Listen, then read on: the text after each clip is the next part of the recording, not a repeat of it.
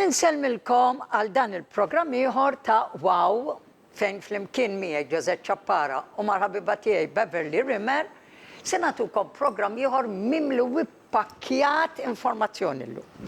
Mela, biex nibdew l-qed ngħidulkom grazzi ħafna tar-rispons li għandna għax hija xi ħaġa inkredibbli. Nieħdu gost aħna li nkunu nafu lin-nies intom miegħi qegħdin kollha tieħdu ħafna iktar ħsieb saħħitkom in ġenerali. U dan il-programm huwa propju biex jallimna u ġenna narfu għaliex għandna bżonn nieħdu ħsieb saħħitna. Issa illum nixtieq qabel nibdew niċċara naqra żewġ affarijiet żgħar. Mela, kien hemm uħud minnkom illi bdew jitkellmu fuq kelmuna qalu li isma' Ġozett għax titkellmuna fuq l-ambjent. Imma jekk l-ambjent huwa daqshekk kontaminat, aħna meta nitkellmu fuq l-ambjent tal-ġisem mhux biss huwa dak li qed jiġi jaffettwana minn barra bħal arja ħażina, bħal huwa it-toxins li jkun hawn madwarna, mhux dik. Dik ukoll. Imma l-iktar illi rridu nifhmu illi l-ġisem tagħna fil-verità huwa magħmul minn ħafna bakterja li jiffurmaw ukoll ċertu viruses li jgħinu lill-ġisem biex jissaħħaħ.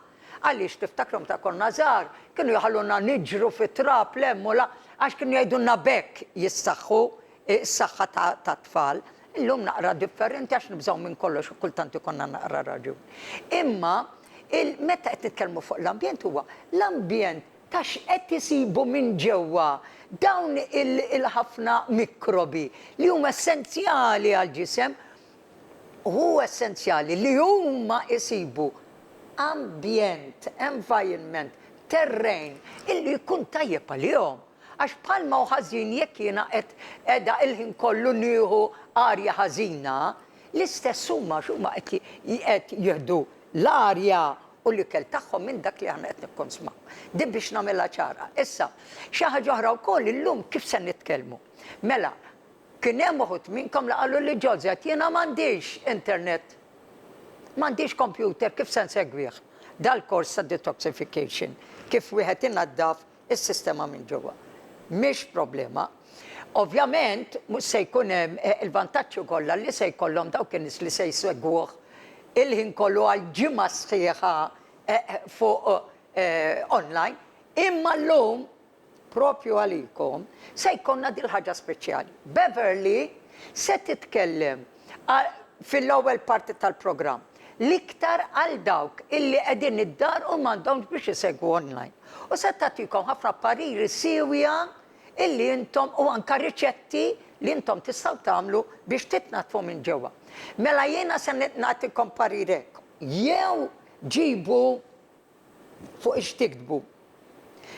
Jew inkella jekk għandkom biex teħdu ritratt tal-iskrin biex intom meta tibda tilha din l-informazzjoni teħdu ritratt u mbagħad tistgħu toqgħodu tarawha bil-mod il-mod. Ikun ukoll aħjar kważi. U hekk intom ikolkom l-informazzjoni kollha li għandkom bżonn intom li qegħdin id-dar. Naturalment le mhux se jkun iddettaljat daqs l-oħra li se jagħmlu. Imma dejjem hija xi ħaġa tajba li wieħed ikun jista' jsegwi. U wkoll sabiħ illi kif se tispjega Beverly l-affarijiet li għandna bżonn għad-detox normali insibuhom id-dar. Mela, over to you, my love. So, how are you, Bev? Okay? I love that smile. You shine today, and that's really nice to have you around. So I was just giving an introduction to our viewers about the incredible amount of feedback that we had, both you and me, and the amount of questions and intelligent questions that people are asking. Incredible, yeah. About this detox week. And so, let's go straight into what we are addressing in the first part of the program. People who are at home and who do not have the access of internet. We have already mentioned some things in the very first programs on how to start helping the body. Yeah, I think one of the most important things is we can the questions I've been asked this week are about, I can't do it for many different reasons, mostly, to be fair, lack of internet or access to internet. And a lot of questions about people who do want to do it, but want to know more about it. So I think to make sure it's easy for people to understand, if we talk about what I've put together for people at home, all right? We'll talk about that in the first half of today's show, and then we'll save all the questions about the 7-day detox to the second part. The first thing I want to do is to quickly go over, to refresh everyone's mind. We've spoke about how the body functions, how it malfunctions, and toxins. So this is great, quick reminder. So we spoke about the liver, toxins go in, and they come out in the stool, the urine, and the sweat. All right? And we looked at the symptoms that build up in the body. So here's a quick reminder for you. Physical symptoms, mood swings, anxiety, depression, and even losing our hair, and indigestion and body pain. So I don't know if you want to just quickly remind people about the toxic overload. Okay, mela, kif spiegħana fil-bidunet, propju se tibda tindirizza biex nfakrukom malar fuq l-affarijiet li konna bdejna fil-programm ħalli wasalna sal-lum. U l-ewwel ma bdiet titkellem kienet propju fuq il-funzjoni tal-fwiet u kemm huwa importanti li nżommuhom li jkun hemm il-fwiet li jkun imnaddaf. Għaliex? Għax meta l-fwiet ma jkunx kif għandu jkun nadif, dan jibda juri sintomi li huma ovvji fil-meta aħna nkunu qegħdin nippurgaw, jew fil-pipi, jew inkella wkoll fl-araq illi joħroġ minnha.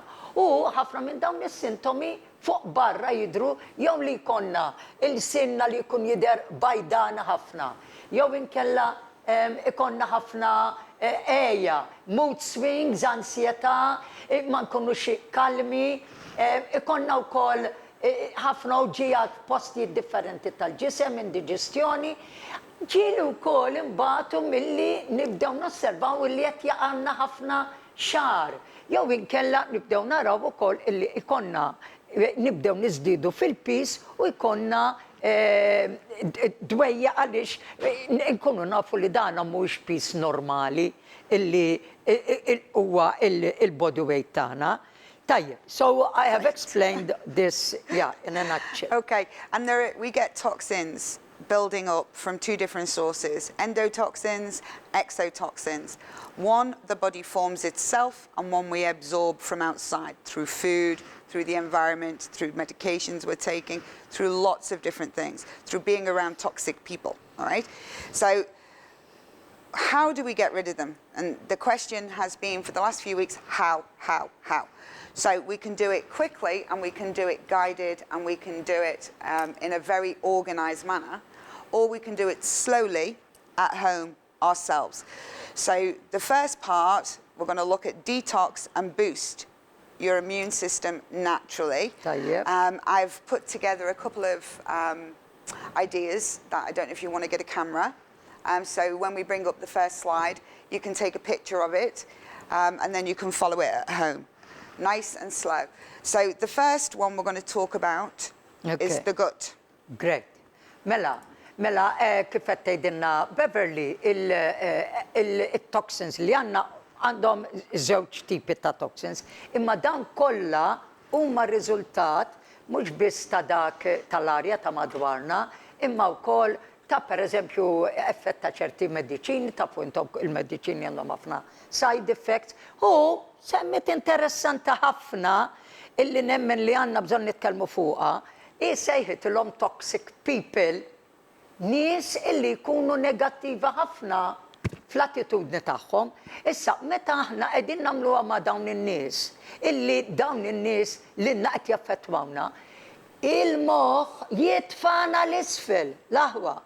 Għaliex, għax tisma' garra llum u dwejja għada u min jeqret law inti qed iġġor xkora diġi li tkellimna fuqha ma' Karlu ukoll, inti qed iġġor l-xkora ta' imbarazz ta' ħaddieħor. U aħna rridu nitalmu kif nagħmlu hekk. Issa, illi se nagħmlu huwa proprju illi kif qedtilkom fil-bidu, jekk intom għandkom fuq ix tikbu jew ġibtu xi ħaġa li tistgħu tieħdu ritratt tal-iskrin, ħatibda dejja pass pass fuq kif nistgħu aħna nagħmlu din id-detoxification id-dar. Min se jagħmilha d-dar se tieħu naqra tul ta' ħin iżjed, imma tkun effettiva wkoll.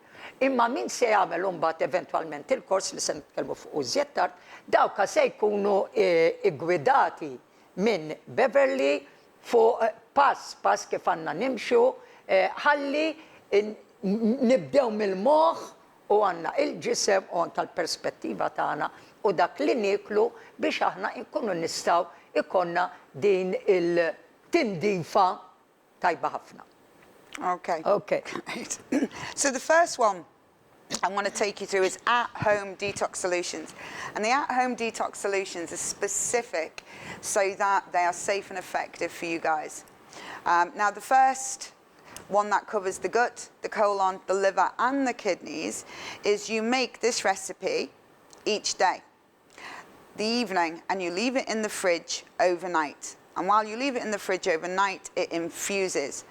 And you make it in a 2-litre jug. So 2 litres of mineral water, and you're gonna add lemon, cucumber, and fresh mint. The recipe for the 2 litres is there. And it infuses overnight. You break it down into 500 ml when you wake, 500 ml at lunchtime, 500 ml in the evening, and 500 ml before you sleep. So that's the first part for the colon, the gut, the liver, and the kidneys.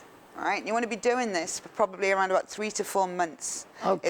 It's a very gentle cleanse to slowly cleanse the inside. So if you want to translate that. Yes. Mela, ħannibdew bl-ewwel waħda. Tajjeb, issa jekk intom qegħdin tħarsu lej din il-slide illi ħajtellana, hemmhekk għandna id-detox illi għandna il-mod ta' kif nistgħu innatfu il-fwiet, il-kliwi u l-imsaren u wkoll l-istonku. Tajjeb, hemmhekk qed taraw li għandna riċetta ta' faċla ħafna fejn inti għandek bżonn lumi, ħjara,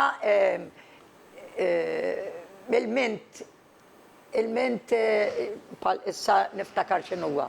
Nanieħ frisk kif ukoll ilma. Mela daw tpoġġihom kollha ġo ġag wieħed, tagħmel iżidilhom tħallihom joqogħdu għal matul il-lejl kollu fil-friġġ ħalli dawn jieħdu t-tomit ta' xulxin u mbagħad matul il-ġurnata tqassmuhom f'4 dożi biex niftehmu u inti tixrob minnhom u fl-istess ħin jekk tkun qiegħda jekk din ir-riċetta tagħmilha qisu għal 4 xhur għax bil-mod il-mod tkun dejjem qed tnaddaf is-sistema għandek tara r-riżultati tajbin ħafna.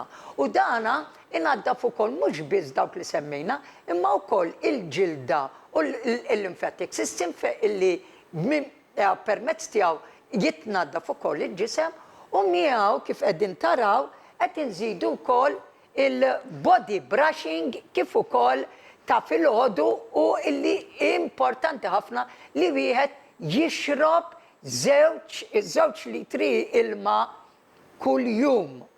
Għaliex irridu nżidu l-ilma sempliċi raġuni. Illi l-ilma jiflaxxjana dawk it-toxins li jkunu ħirġin u flok ma nerġgħu nħallulhom hekk jgħaddu mis-sistema. Tajjeb. Okay, good. So that's called detox water. We can bring the same slide back up that we just had a look at then, because I want to talk about the lymphs and the skin as well. Now, part of clearing the skin, as you can see from the slide, is using the same detox water as the recipe above. So the lemon, the cucumber, the fresh mint detox water recipe, that also helps flush the skin. But we're going to use a dry body brush, okay? And we're going to brush up, always up, with the legs as well. So I would always start at the bottom of the body and I would work up, all right? And you would always work towards the heart, all the time towards the heart, and the neck towards the heart. Now, if you do this every morning, before you begin, you're activating your lymphatic system. So therefore stimulating the body's ability to release and flush. You're using the detox water, it's going to collect a small amount of toxins and you're stimulating it to flush. Okay, all right? that's good. So that's All right. really important. Right, so jekk intom jekk nerġgħu naraw naqra dik l-istess slide li aħna tkellimna fuqha, f'isfel meta tkellimna qed taraw illi l-iskin u l-limbs, hemmhekk kien qed tgħidilna illi mela għandna din ir-riċetta illi aħna għandna bżonn nixorbu. Imma filgħodu huwa importanti illi nużaw il-body il-brushing illi konna din il-brush kif kella Beverly u dejjem il-moviment tagħha irid ikun lejn il-qalb. Kemm f'idejna kif ukoll f'saqajna eċċetera, imma l-moviment dejjem lejn il-qalb. U meta qed nagħmlu hekk, li qed nagħmlu qed nistimulaw, qed inċaqalqu, qed inqajmu biex jiġi iżjed effettiv, is-sistema linfetika li għandna ħalli tkun tista' twarrab dawk it-toxins kollha li għandna u meta nixorbu neħilsu minnhom iktar malajr. That's great. The next part of the home detox solutions is the mindset. All right. Now, this is really important. We all hold blocks to our wellness, and if we do not free them, then we hold on to wellness. So completing a gratitude diary every morning. So what I want people to do is to write down 3 things that they are grateful for every morning, and then think about them one at a time. Field them and decide to be grateful for your healing. This is very important to write it down. Not do it in your mind, Yes. you write it down, okay? Mela, ħanibdew bl-ewwel parti ta' dak li qed taraw. Mela, li qed tgħidilna Beverlija illi mela issa se nitkellmu fuq detox ieħor li huwa importantissimu, li huwa detox tal-moħħ ta' dak li naħsbu fuq. U qed tgħidilna li waħda mill-ħfef affarijiet din naħseb ġilli semmejniha wkoll hija li filgħodu kif tqumu ftaħt għajnejk u tibda billi tgħid grazzi, grazzi, grazzi. U ikteb, mhux taħseb biss, ikteb 3 affarijiet li inti għandek għalfejn tħossok ferħana li inti mbirka bihom. U tgħid grazzi għalihom. Mela se tikteb dawn it-3 affarijiet. Mela sissa qed nitkellmu fuq l-ewwel parti illi qed taraw hemmhekk li hija il-mindset. Għaliex l-aħwa hija importanti di tal-mindset? Għaliex? Jien nista' nixtieq ħannuħu eżempju. Jien nista' nixtieq illi jkolli karriera sabiħa, li jkolli karozza mill-isbaħ, li jkolli dar kif nixtieqha jien. Imma jekk moħħa qed ngħid tgħid m'għandix xi ċans li xi darba jkolli karozza, iva ħieta nixtieqha li tixtieq ma jiswa xejn. Li tibdel il-mentalità u minflok ma dejjem tilminta li tgħid ommi ma kif se ngħaddi llum. Kemm hawn minna li kif tibda l-ġimgħa jgħidu il-Monday blues jgħidulhom l-Ingliżi u neħdu qata għax sebaħ. Ma taħdimx hekk l-affari. Kif tqum trid tgħid grazzi l-aħwa llum qed naraw fuq aħbarijiet, qed naraw x'qed jiġri madwarna. Jekk dal-perjodu ta' Covid di maħniex nifhmuha, m'għandniex ċans. M'għandniex ċans illi nsalvaw. Għaliex? Għaliex dina lija hija talima kbira biex napprezza lillum edaw li kelli x'nilbes, li ltqajt mal-ħabiba tiegħi, li qed ngħaddu dal-messaġġi sbieħ lilkom, barka kbira di. Mela kull filgħodu mhux taħseb biss qed tgħidilna Beverly, iktbuhom fuq karta. Għaler grazzi mulej, li qomt u qed nieħu nifs, qomt u qed nieħu nifs. Grazzi illi qomt u għandi saqaf fuq rasi, għandi saqaf fuq rasi.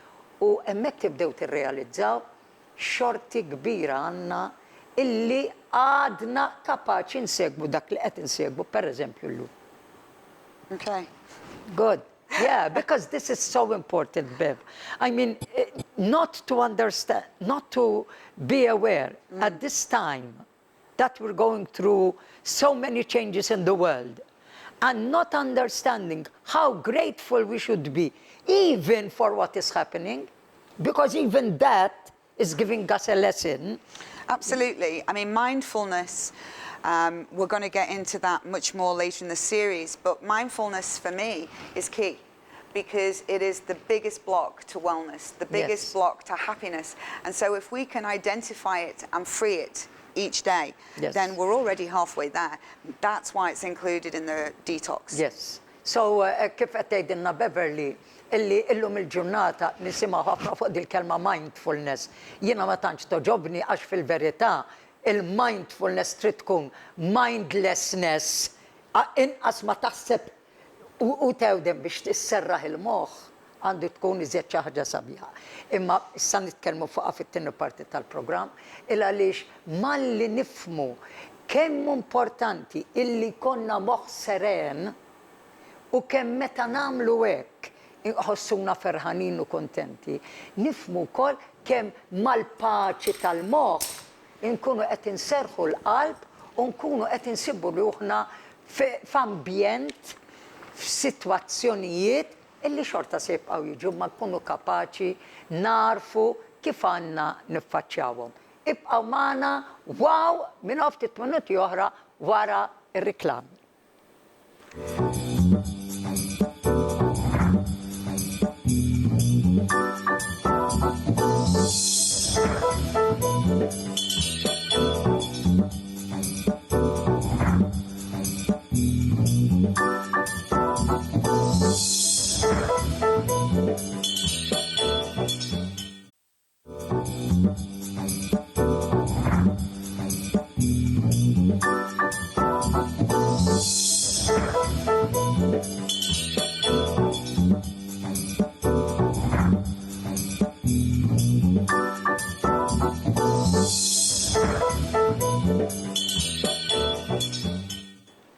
Mela, nerġaw għal darboħra, grazzi tal-li qegħdin magħna u nirringrazzjawkom ukoll illi qegħdin issegwuna daqshekk. Mela, ħalli ma nitilfux ħin, ħanerġgħu inkomplu fejn ħallejna.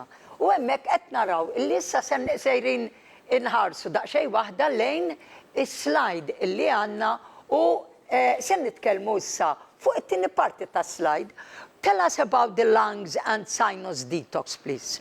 Okay, so when we're at home, we want something really safe and effective for that. And because we're in a pandemic and because it's airborne, we want to make sure that we're keeping the sinus and we're keeping the lungs as clean and as healthy as possible. All right?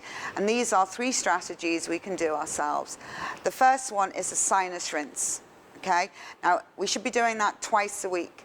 And if you're wearing masks every day and you're going out every day for long periods of time with a mask on, you really need to be sinus rinsing more often. Now, for information on the sinus rinse, please email in and I will send you that information. Okay, it's very important. When it comes to the pranayama breathing, I'm going to demonstrate how that is now. So for the sinus rinse, write in and ask for more information, as well as the salt pipe. Write in and ask for more information, and I will demo the breathing exercise now so people can follow. Okay? Okay. Mela, hawnhekk qegħdin naraw fit-tieni parti ta' din l-istess slide li telet, qegħdin naraw illi intom għandkom sinus rinse twice weekly u dina ir-riċetta tistgħu teħduha jekk intom iċċemplu tkunu tistgħu tieħdu din l-informazzjoni. Għaliex għandha daqsxejn ta' dettalji illi hawnhekk jieħdu ħafna ħin biex ngħadduhom. Imma llum li se tagħmel magħna hija dik li jgħidula il-pranayama breathing, il-mod ta' kif għandek tieħu nifs ħalli per issa partikolarment illi għaddejjin minn din il-fażi ta' pandemija li kulħadd qed jilbes il-maskri u biex innatfu nkunu qed inżommu in-nifs u l-sistema tas-sinuses nadifa. ħatatina din il-turina kif għanna namlu dan l-eżerċizzju. L-istess fej għanna il-salt pipe dak se jkun il-riċetta li tista' tagħti meta intom iċċemplu u tingħatalkom din ir-riċetta. Okay, so pranayama breathing is a form of yoga breathing. It's quite different the way the air flows through the lungs and the sinus. And I want to give you a quick demo now. Anybody can do it at home, all right? So you take your right hand, all right? And you take your right thumb and you place it against your right nostril. Keep your feet on the floor, all right, and the body straight. And it's a count of 8, all right? So we're going to breathe in on a count of 8. 1, 2. And you're breathing through the nose. Left nostril. 8. And then we hold for 8. Right? And then we move this finger and we're going to exhale slowly on a count of 8. Right? I'm going to repeat that again. Right? Mela, okay, mela lissa tagħmel issa Beverly huwa illi ħaturina kif saqanna nieħdu dan in-nifs. Prattikament qed taraw kif qed poġġi idea, mela ħarsu lej idea sew, inti għandek suba minnhom illi se jagħlaq waħda mill-imnifsejn. U li min-naħa l-oħra tkun qed tieħu nnifs u tot 8 sekondi. U mbagħad tieqaf ħalqek irid jibqa' magħluq biex ma toħux nifs, u mbagħad toħroġ fuq 8 counts. Qed niftehmu. Mela, ħanerġgħu tal-aħħar, mela, qed taraw kif qiegħda bil-qiegħda Beverly mhux bħali, mela dritti, okay, darna dritt, u se nibdew ħalqa magħluq, and we go. Qed tagħlaq waħda 1, 2, 3, 4, 5, 6, 7, 8. Għalaq, bissa toħu żjed nifs, 2, 3, 4, 5, 6, 7, 8. Se toħroġ bil-mod 2, 3, 4, 5, 6, 7, 8. And you repeat 1, 2, 3, 4, 5, 6, 7, 8. Iqaf 2, 3, 4, 5, 6, 7, 8. Terġa' tieħu nnifs, aktar minn nifs 2, 3, 4, 5, 6, 7, 8. Issa. Just to make it clear to everybody. So, if you find it difficult in the beginning, it's not a problem. You start counting, let's say 4. Yeah.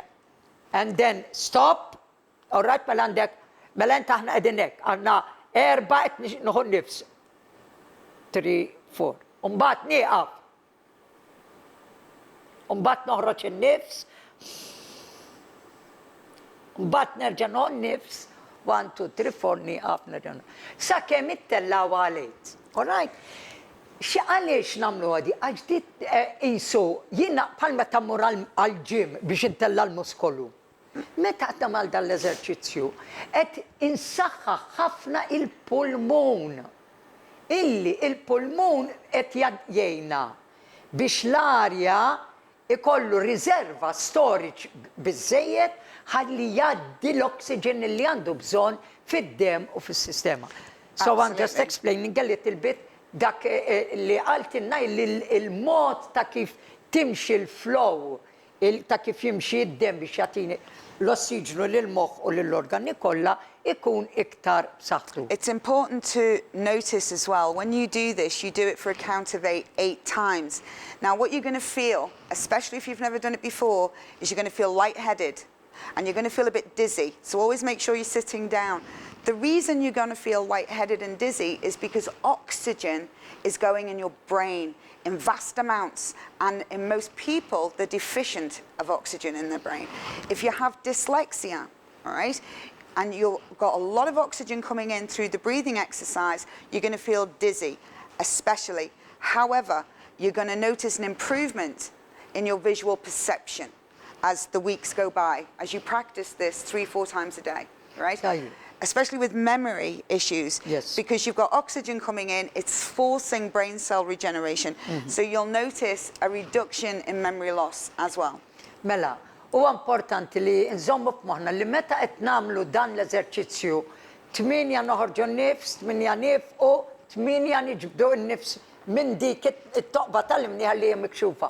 Mbagħad nerġgħu noħorġu nnifs u nibqgħu għaddejnek. L-eżerċizzju li nagħmlu ħal 8 darbiet. Waqt li qed nagħmlu għalhekk importanti li nkunu bil-qiegħda għaliex jista' jkun li nħossuna daqsxejn waħda xejki, daqsxej storduti. Ma jfissirx li qed jiġri xi ħaġa ħażina, ir-raġuni hija li waqt li qed nagħmlu dan l-eżerċizzju hemm ammont kbir ta' ossiġnu li qed jitla lejn il-moħħ.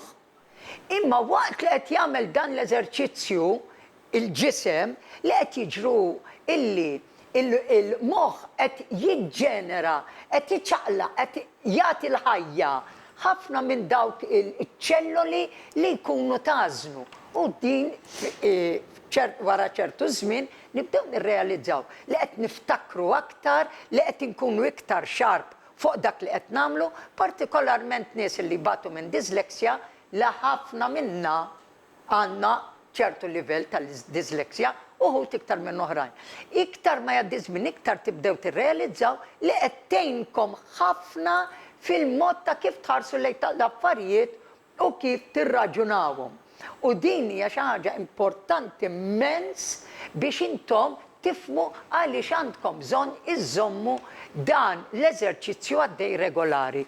U dan, and how many times a day do they need to do this? 3 to 6 times a day. You know, I would very much state for everybody anyway, but if you're exposed to wearing a mask for very long periods of time, then you want to be taking it off on a regular basis and doing a couple of, rounds, Yes. just to be able to release the CO2 and get your oxygen flowing again. Tajjeb, mela, hawnhekk qed tagħtina naqra parir ukoll għal dażminijiet fejn irridu nilbsu il-maskra jew visor jew whatever.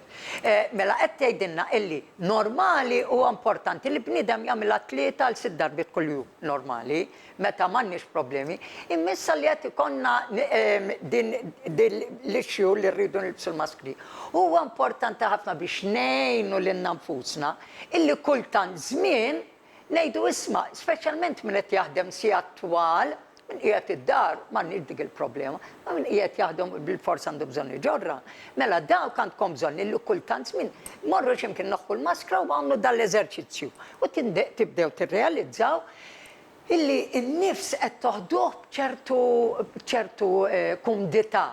Ħalli bekk il-sistema tal-ossiġnu fil-ġisem tibqa' taħdem kif suppost u ma nħossunix għajjenin u ma nħossunix m'għandniex aptit u xorta rridu naħdmu. Hekk niġġeneraw dak l-ossiġnu illi jgħinna. Thank you. So the next one is about what we eat, and we've spoke about this a lot. Not just what we eat, but when we eat. Okay. So if we're Mela issa se nitkellmu fuq x'għandna niklu imma iktar minn hekk meta għandna niklu dal-ikel. I think it's really important to remind people, we spoke about the 16-hour intermittent fasting. So for a lot of people, that can start at 10:30 a.m.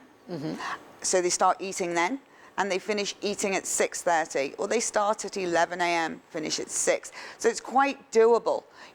Starting at 10:30 is just pushing your breakfast back, and bringing your evening meal forward. So the first step when we are detoxing at home is we require the body to cellular detox. And when we use intermittent fasting, that's what happens. Tajjeb, mela, li qed tgħidilna hawnhekk Beverly huwa illi jekk din li qed taraw fuq television bħalissa huwa tiftakru konna tkellimna fuq illi ikun hemm dak li ngħidulu sawm għal ċertu perjodu ta' ħin matul il-ġurnata. U kienet għaltinna li l-iktar ideali huwa li jkun hemm qisu perjodu ta' 16-il siegħa fejn il-ġisem jista' jitnadda f'waħdu. Alright? U konna jekk tiftakru konna tajna dak l-eżempju tal-bebbuxu li aħna qatt ma naqbdu bebbuxu u nikluh u nsajruh. Imma irrid jgħaddi ħafna żmien biex dak kollu li kollu ġewwa ikun jista' jeliminah. Mela fil-kastana għandna ħinijiet differenti li nistgħu nażlu, pereżempju nistgħu il-breakfast nitfaħ tikkiżjed lura u jibda fl-10 nofs ta' filgħodu u flok ma niklu fil-għaxija fis-7 jew fit-8 l-aħħar ikla tkun fis-6 nofs. Hemmhekk ikonna biżżejjed ħin biex ma jaqbadniex ġuħ sakemm niġu biex norqdu, eċċetera. Jew nkella tibdew fid-dar sa' 6 minn nofsinhar sa' 7 kif tridu. Insomma, imma l-importanti li jkun hemm dal-perjodu twil. U tajjeb illi qatt ma jgħidulna tiklux affarijiet, imma nistgħu insibu alternattiva.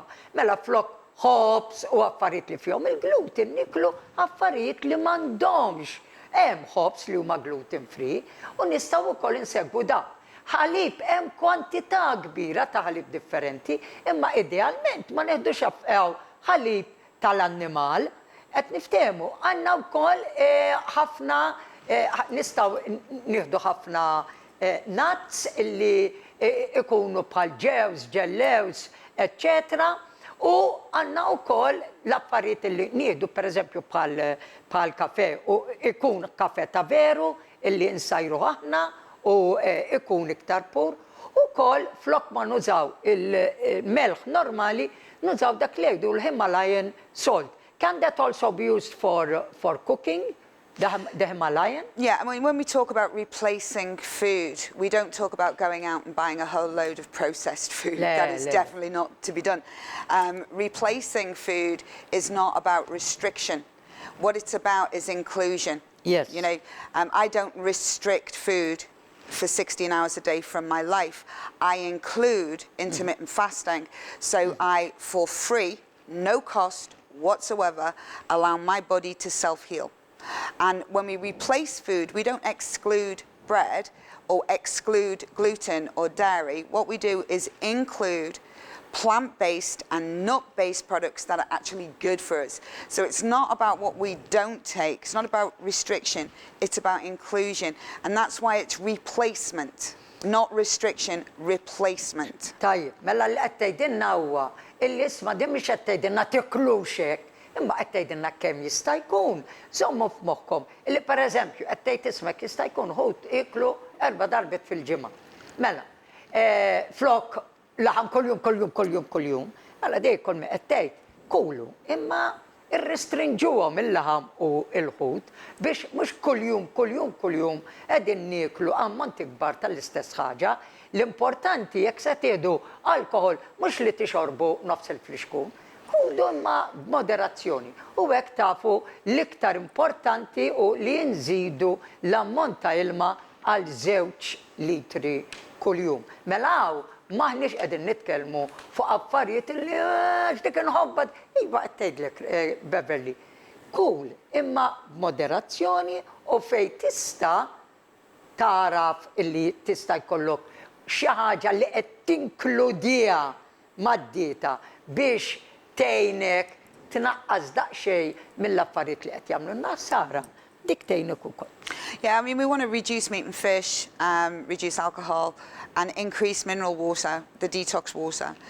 Also, if we move on to moving and activating your body, you know, we have to do some physical exercise as part of a home detox. So 20 minutes of gentle cardio. Cardio is when you feel adrenaline coming up.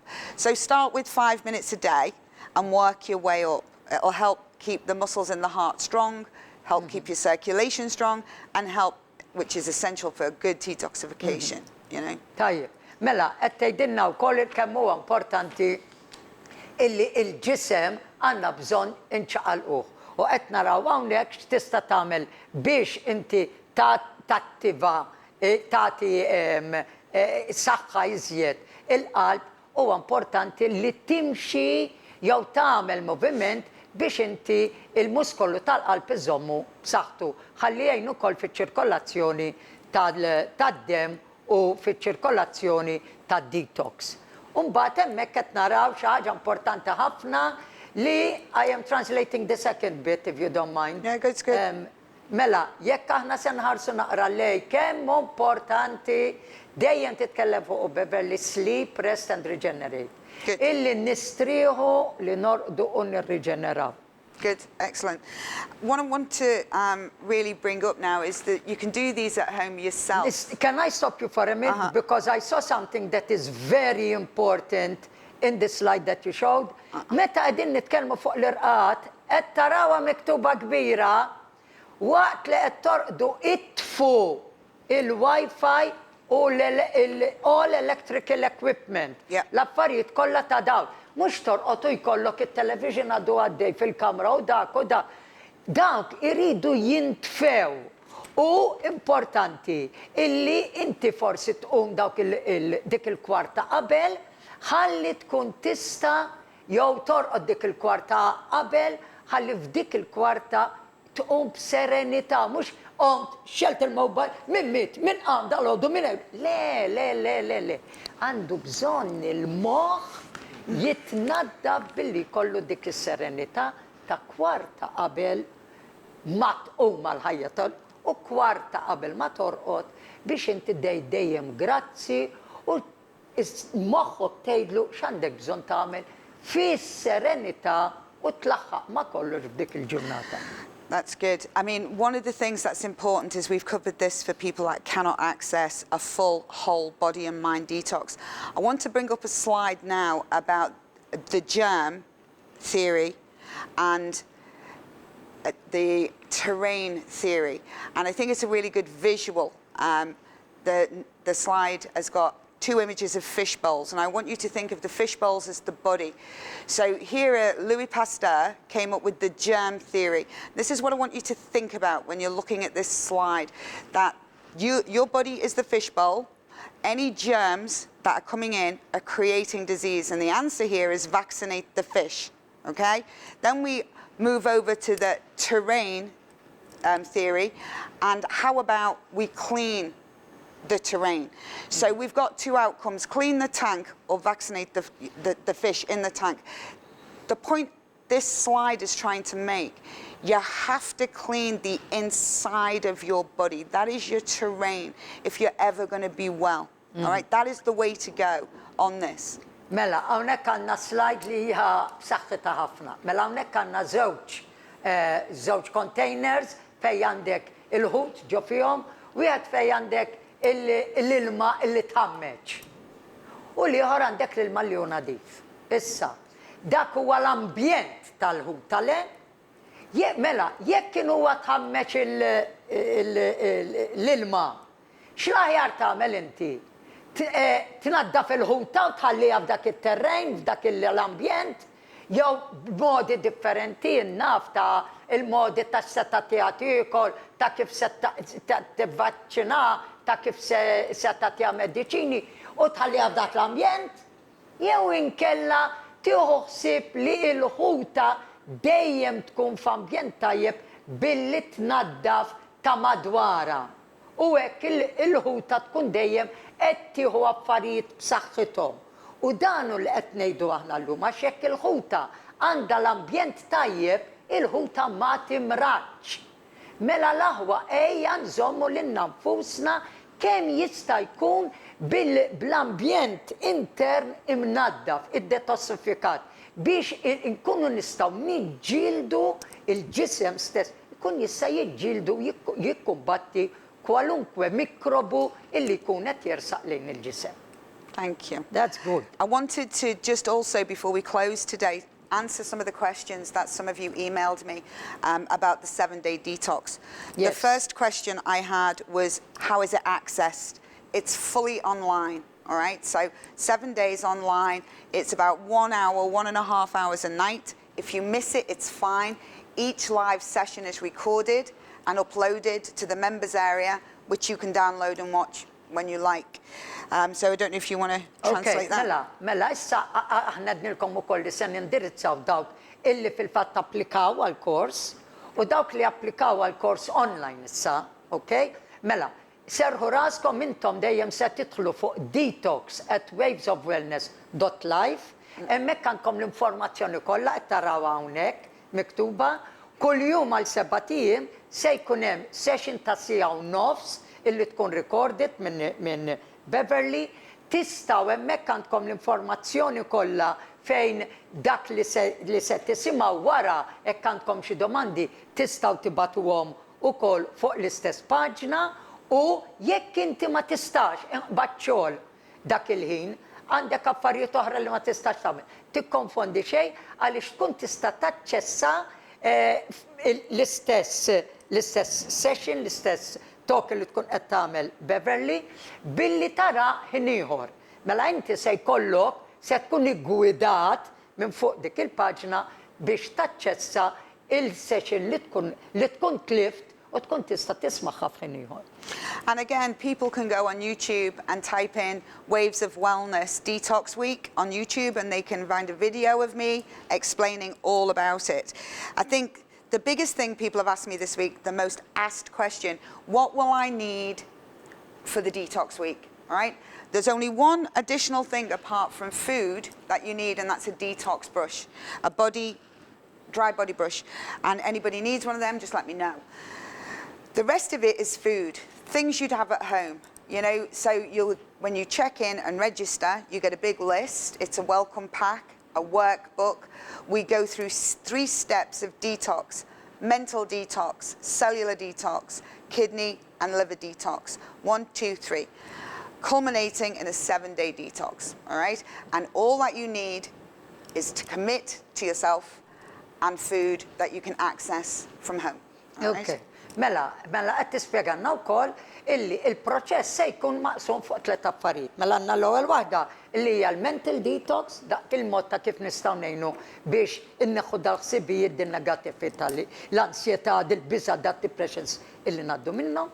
It-tieni waħda hija illi kif nitnaq fuq livell ċellulari, u t-tielet hija l-affarijiet illi għandna bżonn niklu nippreparaw għal waqt dan din il-ġimgħa ta' detox week. U qed tgħidilna wkoll li l-affarijiet huma affarijiet li nistgħu nsibu d-dar bħal huwa lumi, nagħnieħ, żejt ta' żebbuġ pur, etc. Affarijiet li mhumiex daqshekk diffiċli biex insibuhom.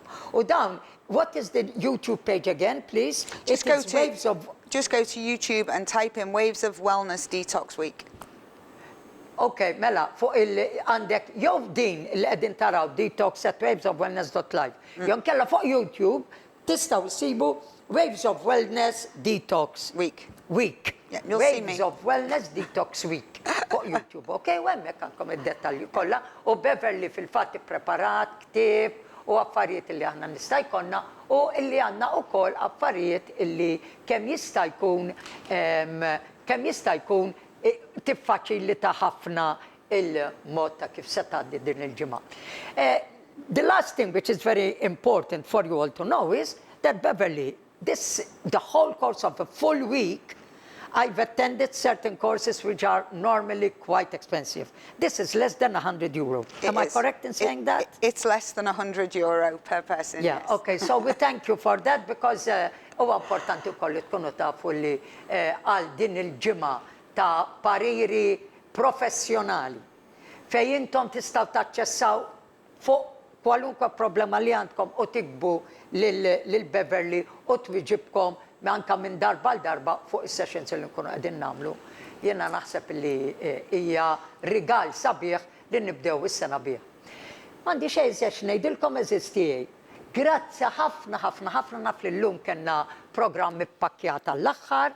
Jiena bħal dejjem ngħid grazzi ħafna lil Beverly tal-informazzjoni sirja, grazzi lil Naomi u lil Francis illi dejjem joħdu l-ħsieb biex iżommuni naqra waħda nidher kif għandi nkun u grazzi lilkom mill-qalb tal-sapport kbir li qed tagħtuna, il-kuraġġ li tatuna biex nibqgħu għaddejjin minkejja il-ħafna affarijiet li għandna għaddejjin aħna tnejn li aħna għax it-tnejn maħniex nies faċli, it-tnejn għandna kwantità kbira ta' affarijiet għaddejjin. Imma il-kuraġġ li tatuna għax nemnu illi dal-programm qed jagħmel ħafna u ħafna ġid. Żommu dejjem moħħkom u qalbkom fil-paċi u nixtieqilkom ġimgħa mill-aħjar. Islim.